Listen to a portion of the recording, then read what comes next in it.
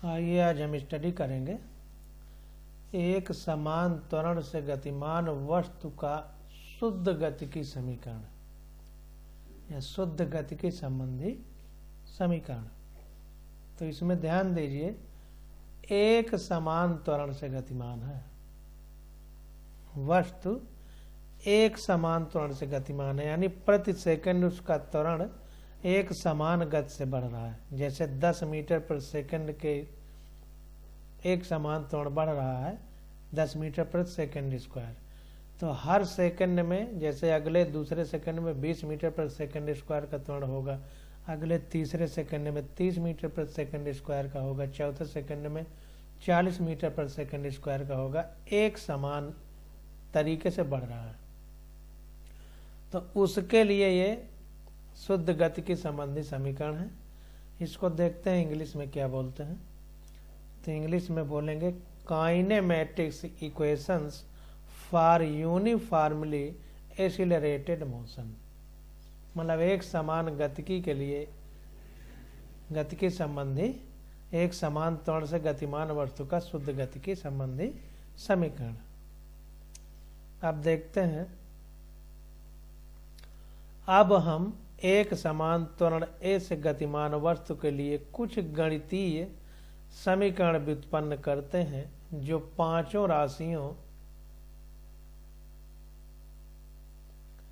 को किसी प्रकार एक दूसरे से संबंधित करते हैं। ये राशियां हैं, तो 5 राशियां जो हैं उनको क्या एक दूसरे से कैसे संबंधित करते हैं। तो ये राशियां कौन कौन सी हैं? हमारा विस्थापन हो गया, समय हो गया, t बराबर 0 समय पर वस्तु का प्रारंभिक वेग v हो गया, तथा समय t बीत जाने पर अंतिम वेग v हो गया, तथा त्वरण a हो गया। तो ये 5 चीजें हैं। x मतलब विस्थापन और लिया गया समय t, प्रारंभिक वेग v और बीते t समय पर अंतिम वेग, ये v 0 है, अंतिम वेग v है, तथा त्वरण a। तो 1 2 3 4 5 चीजें हो गई।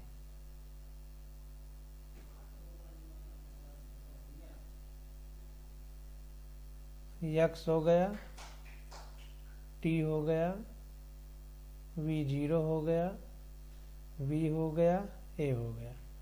विस्थापन, समय, प्रारंभिक वेग, अंतिम वेग, त्वरण, इतनी चीजें हैं। इन 5 चीजों को मिला करके उपयोग करके समीकरण तैयार किए जाएंगे जो एक समान त्वरण से चलने वाली वस्तु में लागू होंगे। तो देखिए, v0 और v के मध्य एक समीकरण 3.6 प्राप्त कर चुके हैं। v बराबर u प्लस ए टी या v बराबर v0 प्लस ए टी, जिसमें एक समान त्वरण a तथा समय t निहित है। यह समीकरण है। तो 3.6 में समीकरण हमने प्राप्त किया था, वही समीकरण फिर लिख दे रहा है कि v बराबर v0 प्लस ए टी। कहीं कहीं पर यह प्रारंभिक वेग v0 को हम u लिखते हैं। इस समीकरण को चित्र 3.12 में ग्राफ के रूप में निरूपित किया गया है। तो ये 3.12 हमको ग्राफ दे दिया है।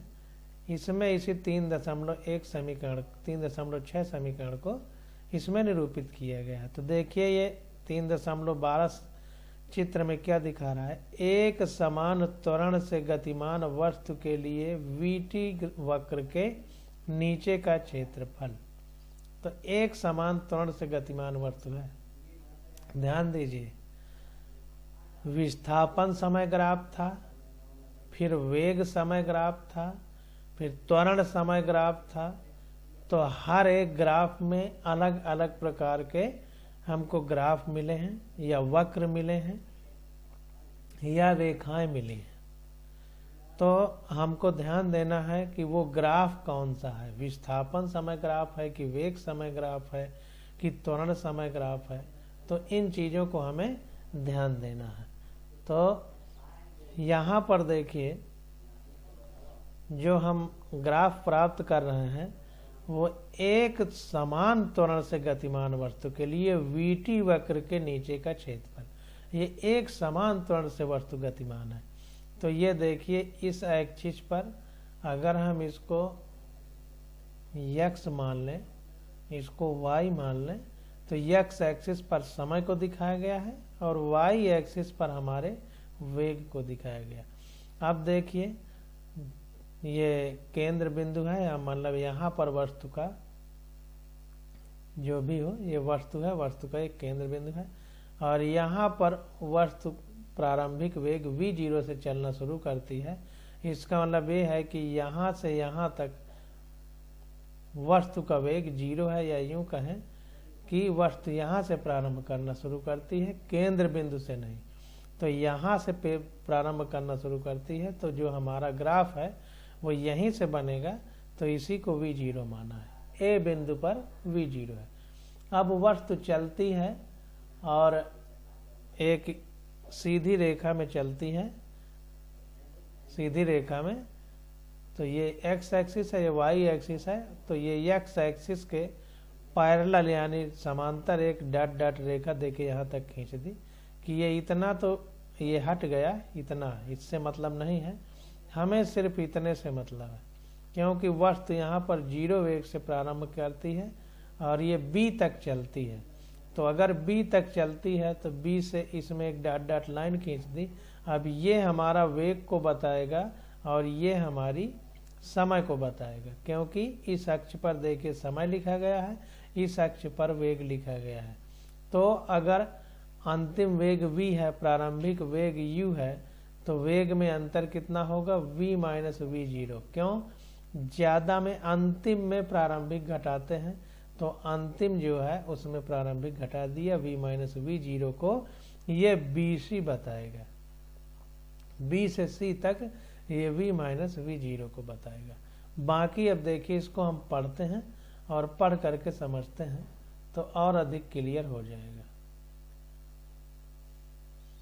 तो वही कह रहा है कि ये चित्र में निरूपित किया गया है। अब देखिए इसमें क्या है लिखा है, कह रहा है इस वक्र के अंतर्गत आने वाला क्षेत्रफल O से T समय के बीच का क्षेत्रफल, O से T समय के बीच का क्षेत्रफल बराबर त्रिभुज ABC का क्षेत्रफल। ये जो त्रिभुज है ट्रायंगल, ये हमारा ABC का क्षेत्रफल हो जाएगा। कहने का मतलब ये है O से T के बीच का क्षेत्रफल अगर हमको निकालना हो इस O से T का, तो ये पूरा आ जाएगा यहाँ तक, ये पूरा ये क्षेत्रफल O से T के बीच का। तो O से T के बीच का क्षेत्रफल तो त्रिभुज ABC का क्षेत्रफल प्लस आयत OACD का क्षेत्रफल, OACD, तो ये हो गया, ये त्रिभुज हो गया, ये आयत हो गया। आयत किसे कहते हैं, आयत उसे कहते हैं जिसकी आमने सामने वाली भुजाएं बराबर हों। तो ये आमने सामने की भुजाएं बराबर, ये भुजा इसके बराबर है, ये भुजा इसके बराबर है। अगर ये चारों भुजाएं बराबर होती तो ये वक्र हो जाता, तो ये वक्र हो जाता। तो ये क्षेत्रफल बराबर हो गया। अब देखिए त्रिभुज का क्षेत्रफल होता है 1/2 आधार गुणे लंब। समकोण त्रिभुज है, ये देखिए यहाँ ये 90 डिग्री का कोण है, तो 1/2 आधार गुणे लंब ये होता है हमारा त्रिभुज के क्षेत्रफल का फार्मूला। तो 1/2 आधार कौन सा है, आधार T। अगर ये एंगल लेंगे तो एंगल से जुड़ा हुआ जो भुजा होती है सबसे पास वाली वो आधार होती है, तो ये T हमारी आधार हो जाएगी। तो T का देखिए गुणा किया गया और लंब ये जो लंबवत हो, अगर ये कोण होता, इसको ध्यान दीजिए, अगर ये कोण थीटा होता तो ये आधार है, उसके सामने वाली भुजा को लंब बोलते हैं और जो सबसे बड़ी भुजा होती है उसको कर्ण बोलते हैं। इसको ध्यान देना है। तो ट्रायंगल का एरिया क्षेत्रफल बराबर होता है 1/2 आधार गुणे लंब, तो बराबर हो जाएगा 1/2। आधार हमारा A से C तक हो गया, तो A से C तक क्या है, ये T होगा, समय बता रहा है, तो T गुणे आधार ये और लंब ये बी से सी तक, तो v माइनस वी जीरो, तो v माइनस वी जीरो हो जाएगा। तो ये हमारा फार्मूला निकल के आएगा। तो वही चीज लिखा है 1/2 v माइनस वी जीरो गुणे टी प्लस आयत OACD का क्षेत्रफल, OACD, तो इसका क्षेत्रफल निकालना है। तो ये हो जाएगा लंबाई गुणे चौड़ाई होता है, आयत का क्षेत्रफल लंबाई गुणे चौड़ाई। तो ये पूरा v0 है, तो v0 गुणे ये हमारा मतलब दो भुजाओं का गुणा होता है। तो O से T तक T हो गया और A से O तक हमारा v0 है, तो v0 गुणे T हो गया।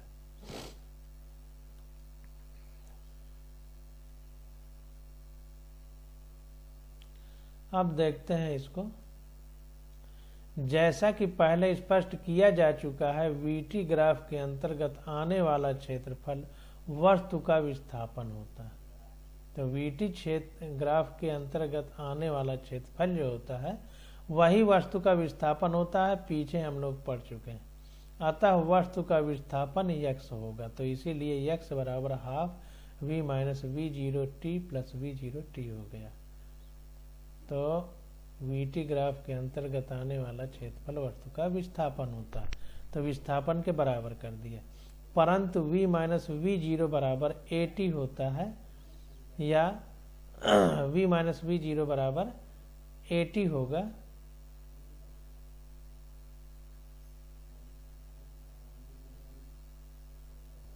ये देखिए यहाँ से अगर इसको इधर ले आया जाए तो v माइनस वी जीरो बराबर AT हो जाएगा। तो इसीलिए उसने यहाँ पर v माइनस वी जीरो की जगह AT लिख दिया। तो v माइनस वी जीरो बराबर AT, चूँकि हमको पता है v बराबर वी जीरो प्लस AT होता है, AT होता है 3.6 समीकरण के हिसाब से ऊपर जो पढ़े हैं। तो ये हमारा v माइनस वी जीरो बराबर AT हो जाएगा। तो x बराबर हाफ a, इसकी जगह AT लिखेंगे तो t स्क्वायर हो जाएगा, plus v zero into T, ये जो पहले से है वो रहेगा। अतः x बराबर v zero T plus half AT square. समीकरण 3.7 को हम निम्न प्रकार भी लिख सकते हैं। 3.7 को इस तरह भी लिख सकते हैं, x बराबर ये पूरे को ऊपर लिख दे v plus v zero upon 2 into T लिख सकते हैं। v plus v zero upon 2 हो जाएगा, ये पूरे का इंटू टी हो जाएगा।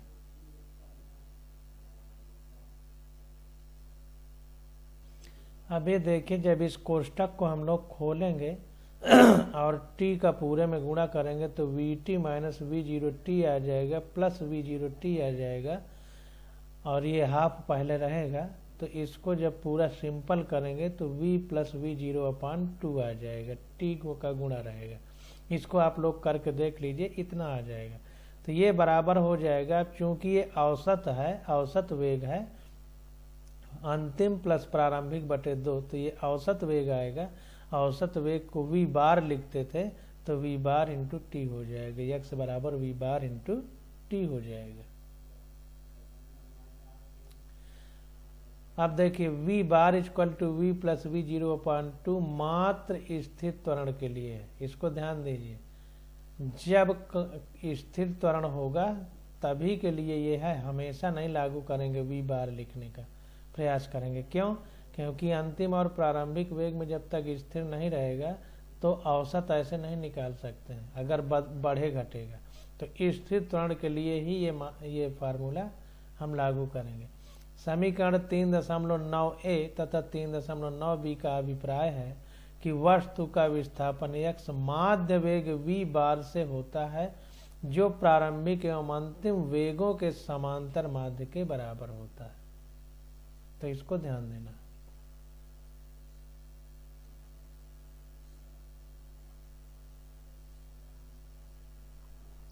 समीकरण 3.6 से t बराबर v zero minus v zero upon a, यह मान समीकरण 3.9a में रखने पर, तो 9a में रख देंगे तो x बराबर v बार t बराबर वी बार बराबर होगा v plus v zero upon two into v minus v zero upon two बराबर हो जाएगा v square minus v zero square upon 2a, क्योंकि t बराबर ये है। तो जब t बराबर ये रखेंगे तो ये अपान ए आ जाएगा और ये बटे 2 पहले से था, तो v square minus v zero square upon 2a हो जाएगा।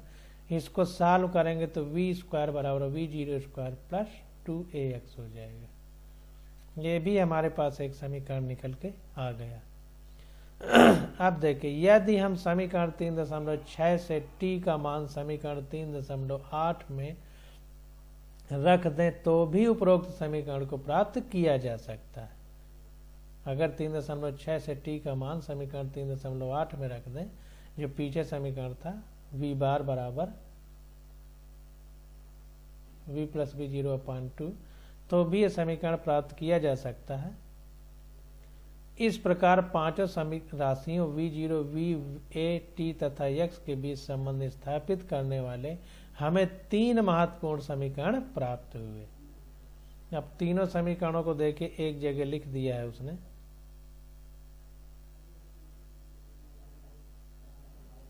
तीन समीकरण प्राप्त हुए, तीनों समीकरणों को एक जगह लिख दिया है। तीनों बहुत महत्वपूर्ण समीकरण हैं।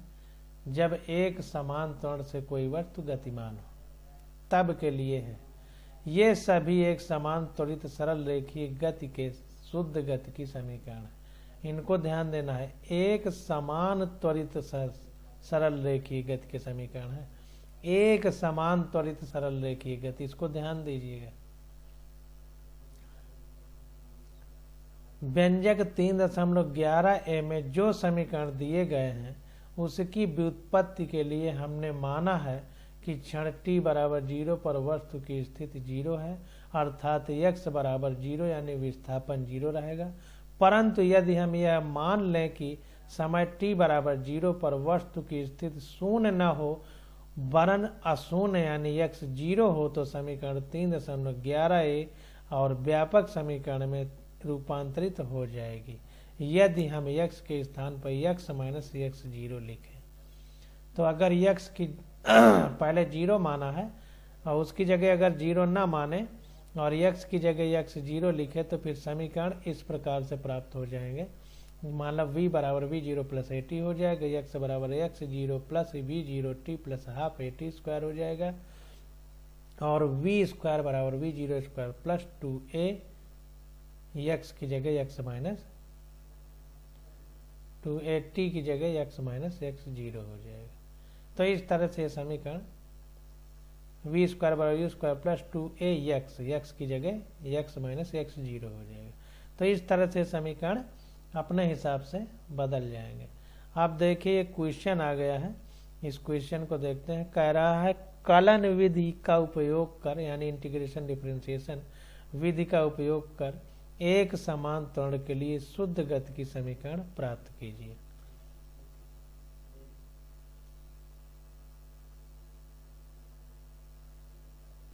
तो कलन विधि का मतलब यहाँ पर देखिए कैलकुलस लिखा है। तो कैलकुलस एक गणित है हमारी, तो गणित में जो कैलकुलस है, कैलकुलस के आधार पर कह रहा है कि हमको जो है शुद्ध गति का समीकरण बताइए जब एक समान त्वरण से कोई वस्तु चल रही हो।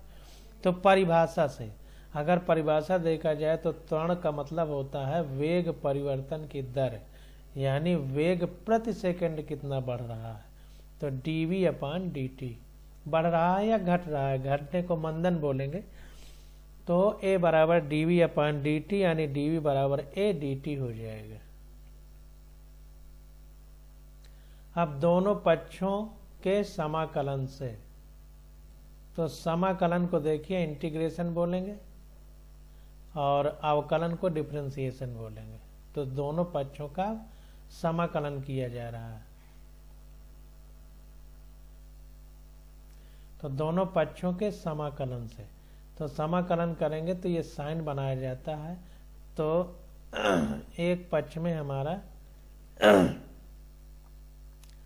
dv है इक्वल टू a dt है, तो dv का समाकलन करेंगे तो dv है और v हमारा v0 से v तक है बराबर a dt है, और t हमारा 0 से t तक है, मतलब 0 सेकंड से शुरू करके t सेकंड तक है, और वेग हमारा v 0 से शुरू करके v तक है। तो ये हो जाएगा a हमारा एक समय के साथ नहीं बदल रहा है, तो इसको कांस्टेंट मानेंगे, क्योंकि एक समान त्वरण है, पहले भी बता चुका है, और चूंकि t नहीं है तो इसका मतलब एक कांस्टेंट है, तो बाहर आ जाएगा। तो a अब ये समाकलन का निशान 0t dt हो जाएगा।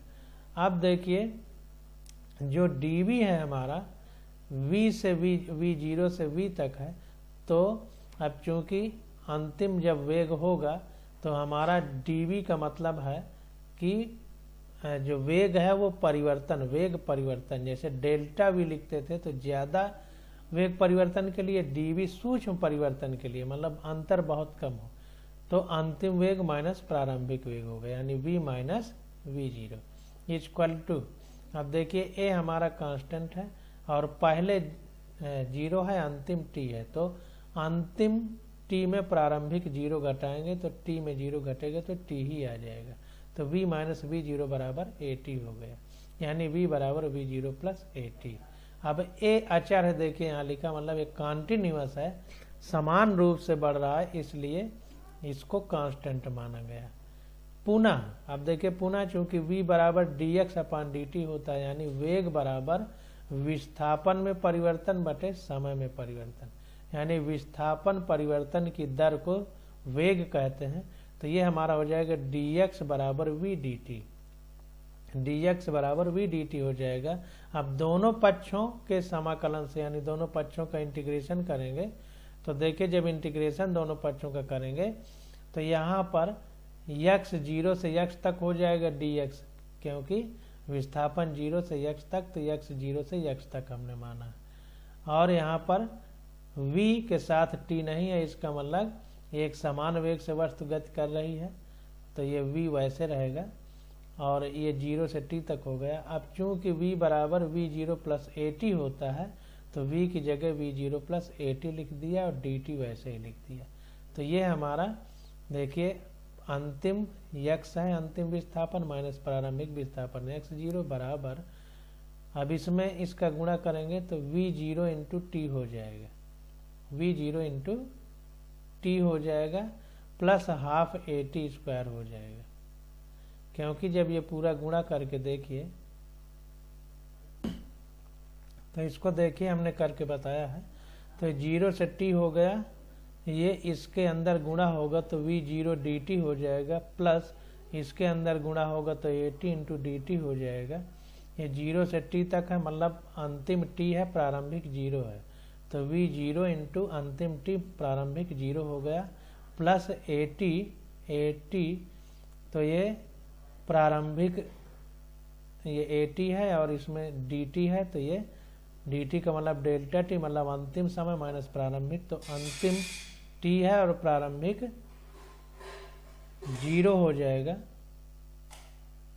0 हो जाएगा, तो t में 0 घटा देंगे तो ये आ जाएगा v0, इसमें t का गुणा होगा t प्लस a, और ये t में t का गुणा होगा तो t स्क्वायर। लेकिन जब ये समाकलन होता है तो जो स्क्वायर होता है वही यहाँ पर हाफ में आ जाता है, तो v0 t plus half at square हो जाएगा। बाकी ज़्यादा विस्तार में समझने के लिए आप दीपू सर से पूछ लीजिएगा, उन्होंने मैथ पढ़ी है, उनको ज़्यादा पता है। तो ये हमारा इतना हो जाएगा, और ये अंतिम माइनस प्रारंभिक हो जाएगा, तो x बराबर ये x0 इधर जाएगा, तो x0 plus v0 t plus half at square हो जाएगा। हम लिख सकते हैं a बराबर, चूंकि त्वरण बराबर वेग परिवर्तन की दर होता है, तो dv अपान dt हो जाएगा बराबर dv अपान dx इंटू dx अपान dt। क्यों? क्योंकि dx का नीचे गुणा किया गया तो ऊपर भी किया गया, तो अगर कट जाएगा तो dv अपान dt ही आ जाएगा, बराबर अब dx है, dv अपान dx वैसे बना रहा, और dx अपान dt यानी विस्थापन परिवर्तन की दर को वेग कहते हैं, तो dx अपान dt की जगह v लिख दिया, और dv अपान dx वैसे बना रहा।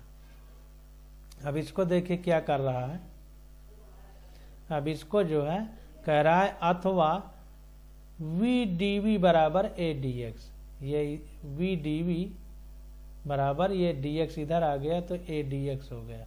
तो दोनों पक्षों के समाकलन से, अब दोनों पक्षों का फिर समाकलन करेंगे तो वी जीरो वी, क्योंकि यही बदल रहा है, डी वी का मतलब ये बदल रहा है यानी अंतिम और प्रारंभिक, तो प्रारंभिक नीचे लिखा जाएगा, अंतिम ऊपर, वी डी वी हो जाएगा बराबर, ये बदल रहा है, इसमें कोई परिवर्तन नहीं हो रहा क्योंकि डी लगा है, मतलब डेल्टा तरह डी सूक्ष्म परिवर्तन हो रहा है।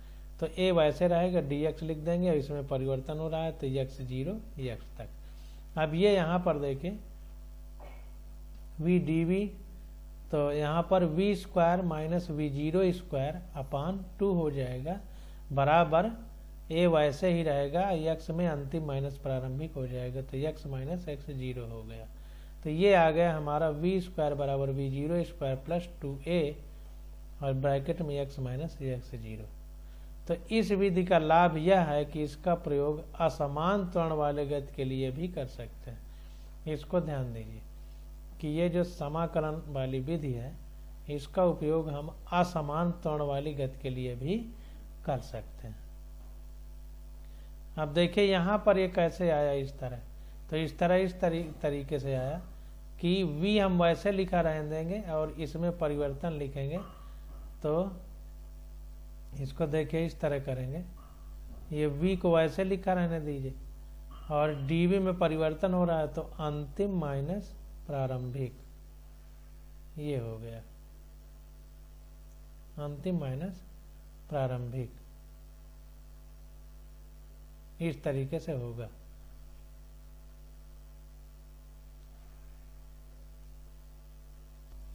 तो ये जो v बाहर है इसमें गुणा होगा तो ये देखिए v स्क्वायर हो जाएगा और ये v इंटू वी जीरो हो जाएगा।